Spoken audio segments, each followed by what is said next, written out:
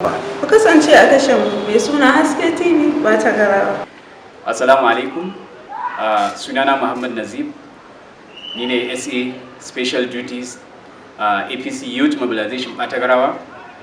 Na zo wannan tasha na Haske TV Batagarawa domin yin ƙarin haske da yin bayani dangane da abubuwan da muke ji daga social media da kuma wurin mutanen gari na wannan aikin alkhairin da aka zo mana da shi a Batagara na gyara mana titin da muke da shi da kuma yin waɗansu da magudanar ruwa.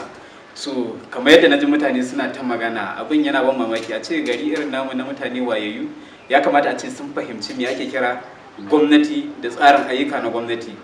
Wato ita gwamnati mataki uku ce. Ina fata kowa ya san wannan abu. In dai ka je makaranta ko daga primary ka san cewa gwamnati mataki uku ce. Wato akwai mataki na farko a tsarin gwamnati wanda ake ce ma executives. Su executives su ne mutane masu zartarwa, su ne ma'aikata, su ne a tsarin gwamnati masu zartarwa. Su ai executives su ne shugaban kasa, gwamnati, chairman. Wannan a tsarin federal system kenan, ba muna tsarin parliamentary system bane, tsarin federal ne. Don haka duk aikin da za a yi a cikin gwamnati dole ne aikin nan ya biyo ta wannan hanya kwara uku: executives, legislature, sannan ya kare judiciary. In an samu matsala za a iya zuwa kotu.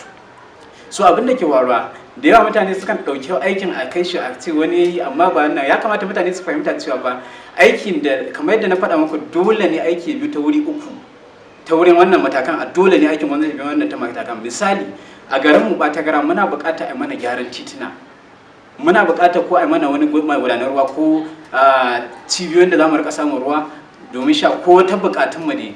To dole haƙƙin ɗan majalisar mu ne ya ɗauki wannan ƙorafin namu ya je majalisa ya tattauna akan shi. Ne ake cewa ɗan majalisa ya kai motion. Idan ɗan majalisa ya kai wannan motion aka tattauna a cikin majalisa, za a yadda. Idan aka samu amincewa aka yadda wannan aikin an ishe shi, to shine za a majalisa za ta tura ma executives. Kuna dai gani yanzu yadda tsarin ya taho. Dan majalisa ne na legislative ya dauki abin ya kai majalisa, aka tattauna, aka kai ma gwamnati a matsayin shi na executives kuma yadda. So in gwamnati yadda ya sa hannu, to shine sai a turo ma'aikata na ƙarƙashin gwamnati wanda gwamnati suke ma aiki, su kuma su zo su aiwatar da aiki a cikin inda aka tura su yi aikin nan. So misali, a garin mu Batagara kowa shaida ne, ba mun wa shaida ba, yana na rubuce. In kana bukata ka je majalisa za ka samu.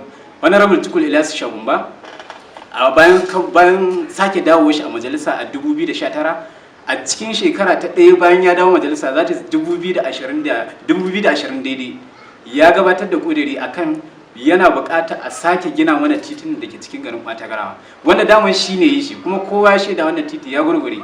So alhamdulillah, tun da aka wannan abin motion ya karɓu, abu ya je har ga wurin executives, gwamnati ya sa hannu, za a aikin nan. So tun daga lokacin nan 2020 ba mu ga alama za a aikin nan ba, sai a cikin wannan satin sai muka ga babban ma'aikaci na gwamnati na hukumar gyaran titina ta Katsina, wato MD Kasroma, ya shigo cikin garin Batagara da mutanen shi, an duba aiki. So wannan shine tsarin abin da ya dade na mamaki. Mutanen Batagara sun kasa fahimta. Dole ne aiki ya fara zuwa, dole ne aikin gwamnati. Ba wani mai ofis ne zai iya maka aikin gwamnati ba. Wani mai ofis bai da damar da zai iya yi maka aiki. Gwamnati kaɗai za ta yi maka aiki. Gwamnati ba za ta yi aiki ba, dole sai ɗan majalisa ya kai ƙorafinku, an anshi ƙorafinku, sannan a sa a yi aiki. So alhamdulillah, mun ga ɗan majalisar mun kuma ya riga, kamar yadda muka ce, ya riga ya kai ƙorafin nan, kuma ƙorafin nan ya ansu, ya kai ƙudurin nan a majalisa, kuma ƙudurin nan an anshe shi. Amma sai a satin nan da ya wuce muka ga alamar cewa gwamnati ta anshi ƙudurin nan, kuma kamar yadda dai a tsarin doka yake, executives za su fara aikin su yanzu, saboda mun ga bakuncin babban ma'aikacin gwamnati a sashen kula da waɗannan ayyuka, wato injiniya Siraje Zaid, manajan director na Kasroma, sun zo sun bincika wannan abu. To muna fata mun gode da wannan abu, mun gode da wannan aikin alkhairi da aka shirya mana a garin Batagarawa. To a ƙarshe muna godiya ga mai girma gwamna, right honorable Aminu Bello Masari, da ya karɓi wannan ƙudiri kuma ya sa a yi. Kuma muna ƙara gode ma ɗan majalisar Batagarawa, honorable Ilyasu Shagumba. Sannan managing director shi ma makaucinmu ne, injiniya Siraje Zaid, shi ma muna godiya da wannan aiki, gagarumin aiki da aka tunkara domin a mana. Mun gode.